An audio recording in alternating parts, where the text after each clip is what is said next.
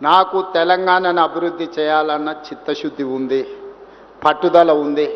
నాకు తెలియంది ఏమున్నా అడిగి తెలుసుకునే నాకు సహనం ఉన్నది. రోజుకు 18 గంటలు నిరంతరం పనిచేసే ఓపిక ఉన్నది. ఓపిక ఉంది, వయసు ఉంది, మీతోని నాకు అనుబంధం ఉంది. మనందరం కలిసి ఈ నగరాన్ని గొప్పగా నిర్మించుకుందాం. ఏమైనా అపోహలు ఉంటే తొలగించుకోండి,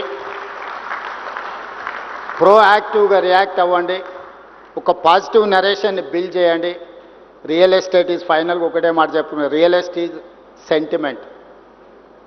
మీరు ఏ విధంగా ఈ సెంటిమెంట్ను డ్రైవ్ చేస్తే ఆ విధంగా ఉంటుంది. అదే ₹1,00,000 ఎకరం అంటారు, ఒక 6 నెలలు ఉరితే అదే ₹1,00,00,000 అంటారు. ఆ ₹1,00,00,000 100 కోట్లకు కూడా పోయింది. కోకాపేటలో నేను కూడా ఒకప్పుడు రియల్ ఎస్టేట్ వ్యాపారం చేసిన 8 లక్షల నుంచి 12 లక్షలకు కొనుక్కున్న భూములు ఉన్నాయి. కానీ అదే కోకాపేటలో ఈరోజు 100 కోట్లు, ఓ రోజు 14 కోట్లు అయింది, ఇప్పుడు 100 కోట్లు అయింది. భూమి అనేది ఒక సెంటిమెంట్, రియల్ ఎస్టేట్ అనేది ఒక సెంటిమెంట్. ఆ సెంటిమెంట్ను మీరు ఎంత పాజిటివ్గా ముందుకు తీసుకెళ్తే మీకు అంత ప్రయోజనం ఉంటుంది.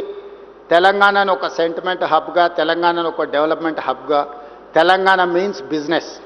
వీడికి ఎవరైనా రావచ్చు, పెట్టుబడి పెట్టవచ్చు. మీ పెట్టుబడికి భద్రత ఉంది. భద్రతతో కూడా మీ పెట్టుబడికి లాభాలు ఇప్పించే బాధ్యత నాది. అనుమతులతో పాటు లాభాలు ఇప్పించే బాధ్యత నాది. ఇంత